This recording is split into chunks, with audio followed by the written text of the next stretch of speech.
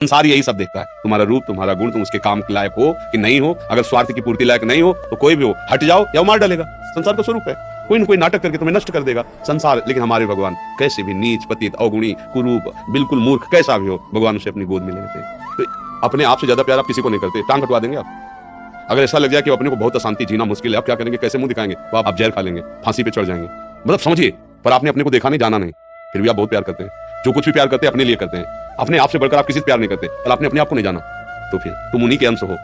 जब तुम अपने को नहीं जान पाए, तो जैसे अनजाने में आप अपने से प्यार करते हो, ऐसे ही शुरू कर दो प्यार प्रभु से, और उनके तुम हो, वो सामने आ जाएंगे पक्का। कहते हैं लव मैरिज, जो मैंने प्रेम का विवाह, इससे बढ़िया और क्या बात होगी भाई। पहले तो गांव में था कि वर दूल्हा को नहीं दे, मतलब वर दुल्हन को नहीं देखा, दुल्हन दूल्हा को नहीं देखा। ऐसा नहीं था कि वो लड़की लड़का देख के बाद के ब्याह होता हो, ऐसा पहले नहीं था। गांव में तो माता पिता तय कर लेते थे, हो जाता। मतलब प्रेम का मतलब आपने चयन किया दोनों ने मिलकर। हमने संसार में जिनको अपना आश्रय मानकर जीवन साथी के रूप में वर्ण किया और जीवन समर्पित कर दिया, उन्होंने ही जब हमें ठुकरा दिया और जीवन की मझधार में बिल्कुल अकेला छोड़ दिया। इतना सब होने पर भी उनके प्रति अति मोह आसक्ति खत्म होकर सिर्फ और सिर्फ श्री जी के चरणों में कैसे लगे। एक बार मार्कंडे जी के आश्रम के पास सुरथ नाम का एक वैश्य और एक राजा, दोनों आपस में मिले। तो राजा से पूछा, आप जंगल में यहाँ कैसे? कहा, मेरा राज्य छिन गया है, पर मैं वही राज सिंहासन, वही राजमहल, वही रानियां, ये हमारा चिंतन नहीं जा रहा है। मुझे राज्य मिले इस बात के लिए तो मैं दुखी नहीं, पर मैं अपने परिवार को नहीं छोड़ सकता। और रोने लगा। फिर पूछा, आप क्यों इधर जंगल में?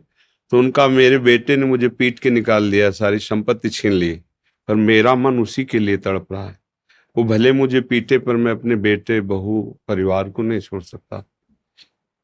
बोले, तो बड़ी विचित्र हम दोनों की दशा है कि वो हमें छोड़ रहे हैं, वो हमें ठुकरा रहे हैं, और हम उनके लिए रो रहे हैं, ये क्या है? तो राजा ने कहा, पास में मार्कंडे जी का आश्रम है, हम लोग उन महापुरुष के पास चलते हैं और अपना निवेदन करते हैं। तो जाके प्रणाम किया और अपनी बात दोनों ने रखी। तो मार्कंडेय जी ने कहा, ये भगवती माया का प्रभाव है। अगर भगवान की ऐसी प्रचंड माया ना हो तो सब परमानंद में मगन हो जाएं। ये माया ही, वो हमें धोखा दे, वो हमें ठुकराए, पर हमारा मोह, हमारी ममता उससे बिलग नहीं होती है। अब उससे हटने का एक ही उपाय है, साधन को हरिभजन है, कै सत्संग सहाय। अगर हम सत्संग सुने तो सुनते सुनते बुद्धि पवित्र हो जाती है और फिर निश्चय होने लगता है। आप जिनके लिए रो रहे हैं, जिनकी बुद्धि पावन हुई, उन्होंने तिरस्कार पूर्वक छोड़ दिया। रत्नावती जी, भक्तमाल में चरित्र है, पढ़ लीजिए। रत्नावती जी पूरे रानी के जैसे सुख होते हैं वैसे ही रानी थी, वैसे ही सुख में मगन थी, कोई हरि भक्ति, कोई भजन, कुछ नहीं। और राजा भी अत्यंत प्यार करते थे, पर दासी वो वृंदावन आती थी और संतों का संग करती थी, सत्संग। तो उसके हृदय में गोविंद के चरणों में प्रीति उत्पन्न हो गई। वो रानी के कभी पैर दबा रही होती तो एकदम बोल पड़ती, हा कुंज बिहारी, हा गोविंद। तो रानी सावधान होकर देखती, तू रहती तो मेरे संग है, मेरी निजी दासी, अंग सेवी, ये कौन है कुंज बिहारी, कौन है गोविंद, किससे तू प्यार करती है? आज तक मुझे नहीं बताया। हमारे यहाँ की दासियां तो आजीवन समर्पित अंग सेवी होती हैं, ये क्या? तो मुस्कुरा दी, बोली, महारानी आप अन्यथा मत समझना, ये कोई व्यक्ति नहीं हम जिससे प्यार करते हैं। नहीं नहीं, तू पूरी बात बता दो, मत सुनो, मत सुनो, नहीं किसी काम के नहीं रह जाओगे। और रो पड़े। भगवान का जो प्यार होता है ना हृदय में, वो अलग कोटि का होता है। वो बस मत पूछो, आप मत पूछो। अब तो और आकर्षित हुई, नहीं नहीं आप बताओ ना, गोविंद के कैसे दर्शन हो सकते हैं, बिहारी जी के कैसे दर्शन हो? तो उनका, महारानी जी एक ही उपाय है, यदि प्रगट में संतों का संग किया जाए तो निश्चित संत सभा में गोविंद छुपे रहते हैं, वो जरूर कृपा करेंगे। तो रानियों कहीं जा तो सकती नहीं, तुम ऐसा करो, बगल में एक भवन तैयार करवाओ संत सेवा के लिए, और संतों को बुलाओ, और हम स्वयं बनाएंगे, संतों को पवाएंगे, उनके श्रीमुख से भगवत चर्चा सुनेंगे। उस समय दिल्ली में बादशाह के समीप विराजमान थे माधो सिंह, उनके पति का नाम था। अब रानी का हुक्म, महल के निर्माण हुआ, पास में ही संतों, और खिड़की से वो दर्शन करती, फिर सुंदर भोग पधराती, जाके सब संतों को पवाती। ये जब सूचना पहुंची राजा के बाद, बिना हमारे आदेश के संत निवास बन जाना, संतों के बीच में, रानी को ऐसे कोई सहज थोड़ी देख सकता, जाना सब, तो हुक्म कर दिया, बिल्कुल नहीं, संतों के समीप जाना बंद, ये सब बिल्कुल, क्योंकि एक राज मर्यादा होती है ना। और कुछ कठोर शब्द कहे, तुरंत नाई को बुलाया, अपना मुंडन कराया और संतों के बीच में बैठ गए, बोले आज से राज अन्न का त्याग, अगर मैं कहीं रानी हूं, कहीं भी किसी भी अंग में, मैं उसे रानी नहीं रहने दूंगी जो मुझे संत और गोविंद से दूर कर दे, कदाप। ये जब सूचना पहुंची को तो मुड़ मुड़ा के बैठ गई सुन, तो सोचा ये तो मतलब भारी का भारी अपमान, इससे ज्यादा क्या हो सकता है। अगर मैं मारता हूं तो प्रजा विरोध में हो जाएगी, इसलिए इसको मारना तो है। बोले एक जंगली सिंह लाओ और छोड़ दो, तो संतों को, रानी को, सबको मार डालेगा वो।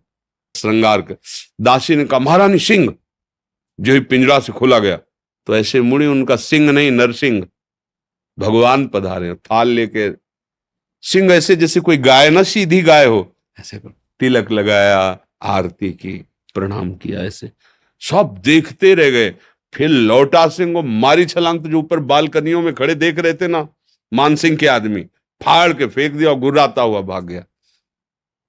अगर हम अपनी भक्ति के रंग में आ जाए तो फिर हमारा ये माया मोह संसार नष्ट हो सकता है, अन्यथा हमारे शब्द तो जरूर अच्छे नहीं लगेंगे, पर सही पूछो तो कृपा है जो असलियत का पता चल रहा है।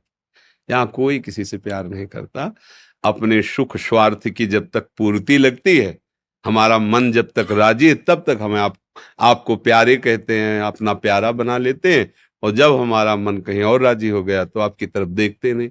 संसार का ये स्वरूप, पर मेरे प्रभु का ऐसा स्वरूप नहीं है। सबरी मैया कोई ऐसा थोड़ी बहुत रूप ऊंचे कुल की, ऐसा नहीं था।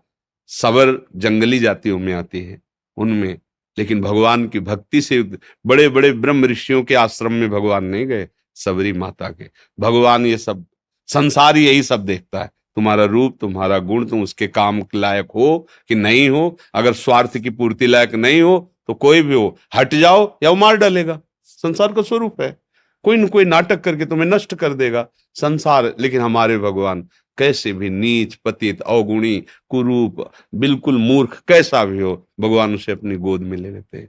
तो एक ही उपाय है, भगवान के चरणों का आश्रय लेना, वही परम पति हैं।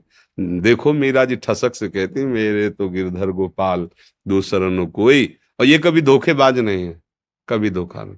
हम सही कहते हैं, अगर हमें जैसे बचपन से लगे रहे ना, हमें बात समझ में नहीं आती ना, तो हम ये जरूर माइक से कहते हैं कि भाई देखो, भक्ति करना ठीक है, पुण्य है, मंगल है, ये सच्ची मान लो। अगर कोई प्यार करने वाला है तो प्रभु है। आप कहोगे दिखाई नहीं देते हैं, आपने अपने को देखा है क्या? अगर प्रभु से देखने पर ही प्यार करते हो तो आप अपने से प्यार करते हो ना। देखो ना, आप अपने से प्यार, आपने अपने को देखा है क्या? आप तो शरीर को देख रहे हैं, बिना देखे भी आप अपने को बहुत प्यार करते हैं, आप अपने आप को बहुत प्यार करते हैं। अगर ये पता चल जाए कि हाँ कैंसर हो रहा है और आपको क्षति पहुंच जाएगी, तो आप यहां से कटवा देंगे। अपने आप से ज्यादा प्यार आप किसी को नहीं करते, टांग कटवा देंगे आप। अगर ऐसा लग जाए कि अपने को बहुत अशांति, जीना मुश्किल है, आप क्या करेंगे, कैसे मुंह दिखाएंगे, तो आप जहर खा लेंगे, फांसी पे चढ़ जाएंगे। मतलब समझिए, पर आपने अपने को देखा नहीं, जाना नहीं, फिर भी आप बहुत प्यार करते हैं। जो कुछ भी प्यार करते हैं अपने लिए करते हैं, अपने आप से बढ़कर आप किसी से प्यार नहीं करते, पर आपने अपने आप को नहीं जाना, तो फिर तुम उन्हीं के अंश हो। जब तुम अपने को नहीं जान पाए, तो जैसे अनजाने में आप भी अपने से प्यार करते हो, ऐसे ही शुरू कर दो प्यार प्रभु से, और उनके तुम हो, वो सामने आ जाएंगे पक्का। ऐसा नहीं है तो अब विमान से उतरते हैं, ऐसे दोस्त की तरह मिलते हैं भगवान। पर बस यही है कि जैसे आप कहो कि हम राष्ट्रपति से हाथ मिला के आ रहे हैं, प्रधानमंत्री से हाथ मिला, ऐसे हम अधिकार पुष्ट करें और चाहत हमारी प्रबल हो तो हमें भगवान मिल जाएंगे। वहां तो किसी की सिफारिश की जरूरत नहीं, खुद हमारे हृदय की बात सुन रहे। एकमात्र भगवान के चरणों से ही हमें शांति मिलेगी, वही हमारे हैं। दूसरा तो सब छल हो रहा है, माया का पर्दा पहन करके हमारे साथ छल किया जा रहा है, हमारे समय को नष्ट किया जा रहा है। सत्य बात है, न हम स्त्री है न पुरुष हैं, हम भगवान के अंश हैं और उनका भजन करके उन्हीं को प्राप्त हो जाए, यही हमारे जीवन का लक्ष्य है। हम तो बड़ी कृपा मानते हैं, जब प्रतिकूलता मिलती, कोई अपना नहीं होता ना, तब कृपा समझ में आती है कि बहुत कृपा है, नहीं तो इस मोह जाल में फंस कर पूरी जिंदगी बर्बाद हो जाती है। अब सावधान हो जाओ, अब निकल जाओ। पर इधर का रास्ता चलना थोड़ा कठिन है, इसलिए कुछ भी हो जाए फिर इधर नया चुन लेते हैं, नया मित्र चुन लेते हैं, नया घर चुन लेते हैं, नया वर चुन लेते हैं। बस इधर ही वो खोज शुरू की है ना अनंत जन्मों से। वो ये नहीं समझ पा रहा कि अंदर बैठा है, कह रहा लौट आओ, हमसे मिल लो, पर हम लोग बाहरी खोज कर रहे हैं और वो अंदर ही बैठा है। घर के अंदर प्रीतम बैठा हमारा इंतजार कर रहा है, हम दरवाजे के बाहर भटक रहे हैं, उसको खोज उसी को रहे हैं। जो सुख है, जो शांति है, जो आनंद है, वो प्रभु ही हैं, उन्हीं के लिए हम खोज रहे हैं। पर उनको ना मानकर, ना जानकर, अन्य रूप अन्य भाव में, इसीलिए हमें शांति नहीं मिल रही। मुझे लगता है नाम जप करो, सत्संग सुनो और प्रभु को अपना मानो, फिर वो जैसे जीवन निर्वाह करवाएं उनके ऊपर छोड़ दो। वो चाहेंगे पति रूप में मिल जाएंगे, मित्र रूप में मिल जाएंगे, वो जो चाहे जैसे चाहे, पर अपना जीवन का भार उनको दे दे। ये संसार कपटी और छलिया है। पहले तो गांव में था कि वर दूल्हा को नहीं दे, मतलब वर दुल्हन को नहीं देखा, दुल्हन दूल्हा को नहीं देखा। ऐसा नहीं था कि वो लड़की लड़का देख के बाद के ब्याह होता हो, ऐसा पहले नहीं था। गांव में तो माता पिता तय कर लेते थे, हो जाता। मतलब प्रेम का मतलब आपने चयन किया दोनों ने मिलकर, ये तो बढ़िया बात है ना। अब आपका मन मुटाव तो होना ही नहीं चाहिए, क्योंकि दोनों ने प्रेम विवाह किया, मतलब दोनों ने चयन किया, और 1 साल बाद तलाक हो जाता है। भाई कैसा प्रेम विवाह।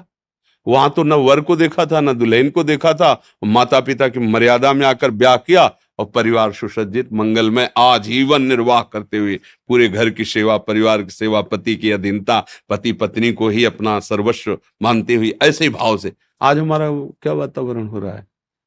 क्या हम